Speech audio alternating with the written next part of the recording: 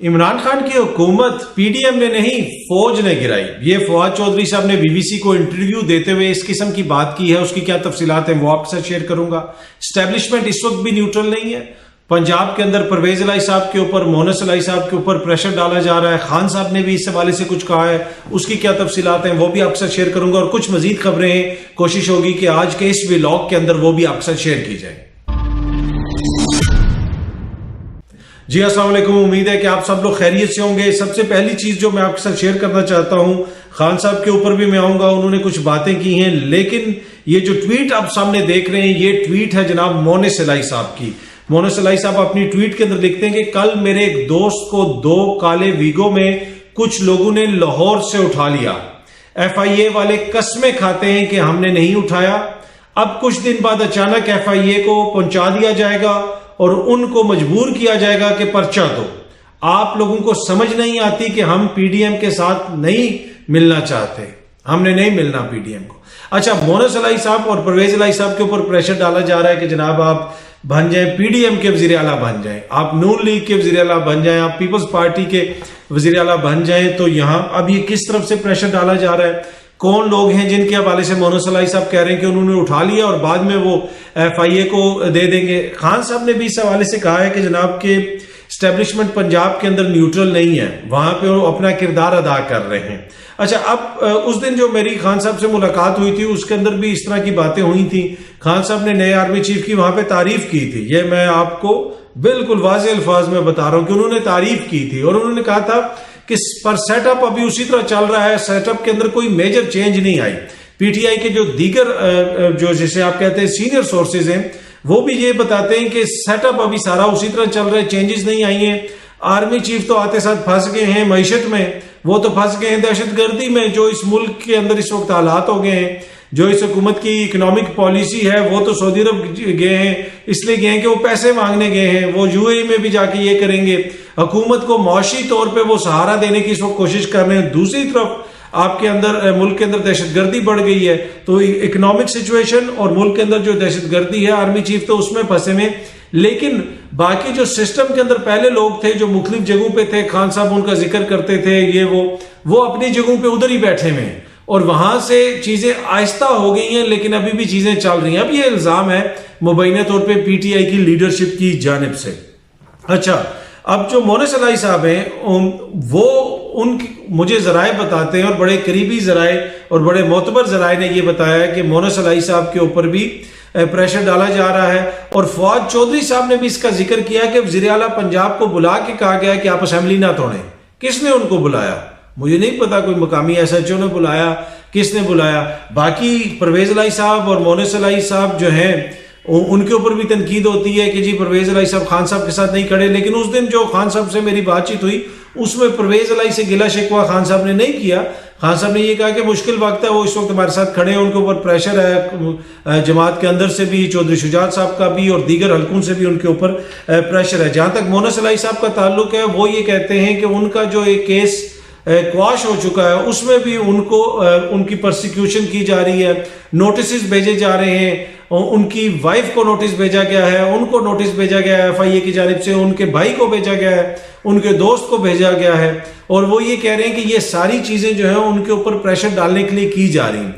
उसके अलावा दीगर कुछ जराए से जो मेरी बात हुई मुख्तलिफ जगहों पे, वो भी ये बता रहे हैं कि परवेज इलाही साहब के ऊपर और मोनस इलाही के ऊपर काफी प्रेशर डालने की कोशिश की जा रही है। अच्छा, कुछ जराए ये भी कहते हैं पीटीआई के अंदर कि ये सारी चीजें सूट करती हैं कि सिस्टम इसी तरह चलता रहे। और परवेज इलाही साहब तो वजीर आला ही हैं, एंड ऑफ द डे उनका तो कुछ नहीं जा रहा। और खान साहब ने फिर ये भी कह दिया है कि अगर ये हुकूमत ना गई, ये असेंबली नहीं टूटी, इसमें कोई इशू हो गया तो फिर जनाब हम इस्तीफे दे देंगे पंजाब असेंबली से, अपने लोगों को कहेंगे। तो इस तरह हम ये निज़ाम चलने नहीं देंगे ज्यादा देर। लेकिन प्रेशर डाला जा रहा है जनाब, परवेज इलाही साहब पे भी डाला जा रहा है, इन लोगों पे भी डाला जा रहा है, पीटीआई के लोगों के ऊपर भी डाला जा रहा है, जिसका जिक्र फवाद चौधरी साहब ने भी किया और इमरान खान साहब ने भी जिक्र किया कि मेरे लोगों को बुला बुला के कहा जा रहा है कि जनाब आप उसमें मिल जाएं, आप इधर चले जाएं, आप उधर चले जाएं। तो ये सब कुछ जारी है। बाकी देखें बहुत सारे दोस्त जो है वो कहते हैं कि पीडीएम ने बड़े जमहूरी तरीके से इमरान खान की हुकूमत खत्म कर दी। फवाद चौधरी साहब ने बीबीसी से बात करते हुए कहा है कि वो तो जनाब फौज की इनको मदद हासिल ना होती स्टैब्लिशमेंट की तो ये कभी भी हमारी हुकूमत नहीं गिरा सकते थे, जो मर्जी ये कर लेते, इन्होंने हमारी हुकूमत नहीं गिरा सकती थी। और हुकूमत इसलिए गिरी क्योंकि इनको दूसरी तरफ से सपोर्ट हासिल थी और स्टैब्लिशमेंट ने उस वक्त की इस्टेब्लिशमेंट ने अपना किरदार अदा किया। और अब क्या ये इसमें हकीकत है या नहीं है, अब इसका फैसला आप खुद कर लें। इसलिए कि पीडीएम तो 3 साल से हुकूमत गिराने की कोशिश कर रही थी, ना एमक्यूएम उधर गई ना कोई और उधर गया, यही कहा जाता है। और इसके बहुत सारे आपको मतलब कि जो सर्कमस्टेंशियल एविडेंस है वो भी आपको नजर आता है कि जनाब कहीं ना कहीं किसने किरदार अदा किया। और अब वो किरदार जो है जो इमरान खान की हुकूमत को गिराने में अदा किया गया था, वो किरदार आहिस्ता तो हुआ है पर वो रुका नहीं है। अब पीटीआई वाले ये कहते हैं और पीपल्स पार्टी को और जेयूआईएफ को उठाने की कोशिश की जा रही है, उनको उनके लिए सहूलतकारियां की जा रही हैं। ये इल्ज़ाम लगाया जाता है पाकिस्तान तहरीक इंसाफ के लोगों की जानिब से। उसके साथ साथ खान साहब ने जनाब अपनी पॉलिटिकल जो एक्टिविटीज़ हैं वो जारी रखी हुई हैं। खान साहब ने आज ट्वीट भी किया। मजलिस वहदत मुसलमीन जो है उसके एक वफ्द ने खान साहब से मुलाकात भी की और उसके मुलाकात के हवाले से खान साहब ने ट्विटर के ऊपर एक ट्वीट भी की। उसमें उन्होंने लिखा कि अल्लामा राजा नासिर अब्बास और MWM यानी मजलिस वहदत मुसलमीन के वफ्द से कल एक नहायत शानदार मुलाकात की। तमाम गलत फहमियाँ दूर हुई और उन्होंने हमारी हकीकी आज़ादी की जदोजहद के हवाले से अपने अज़म और हमायत का इयादा किया। मैंने उन्हें यकीन दहानी करवाई कि पंजाब और खैबर पख्तूनख्वा में उन्हें जो भी मसाइल दरपेश होंगे हम उन्हें हल करेंगे। तो ये खान साहब को जहाँ पे बहुत सारे लोग छोड़ के जा रहे हैं, छोड़ के उनसे पीछे हो रहे हैं, लोगों के ऊपर प्रेशर भी डाला जा रहा है, वहाँ पे अलामा जो क्या राजा नासिर अब्बास साहब और मजलिस वहदत मुसलमीन ने ऐलान किया है कि हम खान साहब के साथ खड़े होंगे इस मौके के ऊपर। एनीवे ये सूरत हाल है कि जनाब पंजाब का जो वजीर आला है उसका जो बेटा है वो बेचारा ट्विटर के ऊपर कह रहा है कि किसी ने उठा लिया मेरे दोस्त को और हम जगह जगह फिर रहे, हमें नहीं पता नहीं किसने उठाया है।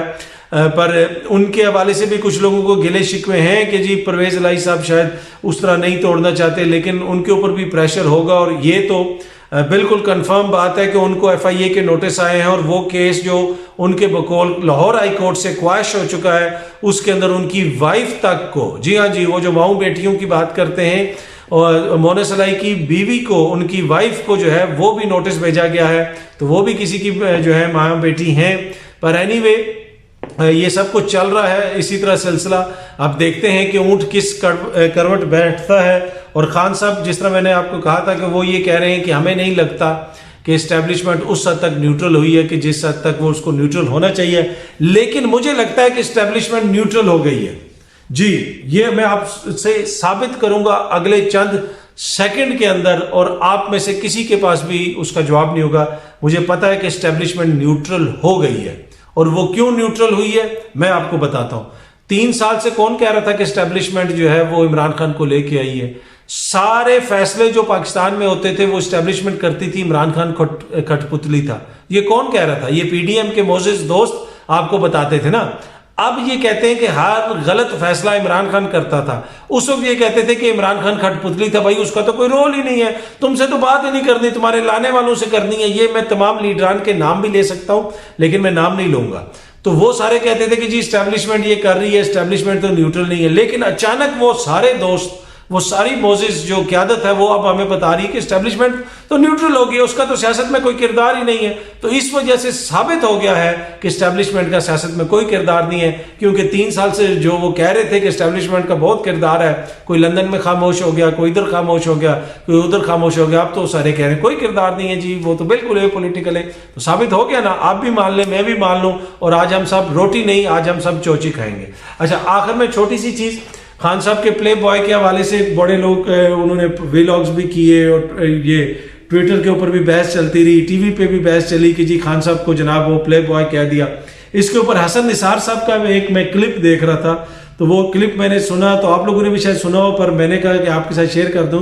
तो हसन निसार साहब ने कहा कि हाँ जी है वो प्ले बॉय, उसकी शक्ल सूरत ऐसी थी, वो उस दौर में था, वो खुद मानता है, वो रिफॉर्म हुआ, वो चेंज हुआ, वो था। उन्होंने कहा ये जो बाकी सारे, ये मेरे अल्फाज नहीं है, ये हसन निसार साहब कहते ये जो बिज्जू हैं, ये इनकी बिज्जू जैसी इनकी शक्लें, ये प्ले बॉय बन सकते हैं, ये तो जेलस होते थे उससे और अभी भी होते हैं। तो बुनियादी मसला ये है कि ये जो सारे प्ले बॉय करते हैं, ये खुद जो है जेलस होते थे, तो इस वजह से ये इस तरह की बातें करते हैं। तो हसन निसार साहब ने कहा कि जनाब वो प्ले बॉय था, उसकी शक्ल सूरत खूबसूरत, दुनिया उसके पीछे थी, ख्वातीन उसको पसंद करती थी, शोहरत थी उसके पास, ठीक है, फेम था, तो था वो, और वो उस चीज का इतराफ भी करता है कि मेरी जवानी में ये सब कुछ होता रहा। तो पर अगर इनको कोई औरत जो है वो लिफ्ट नहीं कराती थी, तो इस वजह से ये जेलस है सारे बिजू की शक्लें वाले। ये मेरी बात नहीं है, ये हसन निसार साहब का है जो मैं आपके साथ शेयर कर रहा हूँ। एनीवे, उम्मीद है कि ये वीडियो आपको पसंद आई होगी। बहुत जल्दी आप सब दोस्तों से दोबारा मुलाकात होगी। थैंक यू सो मच, बहुत बहुत शुक्रिया।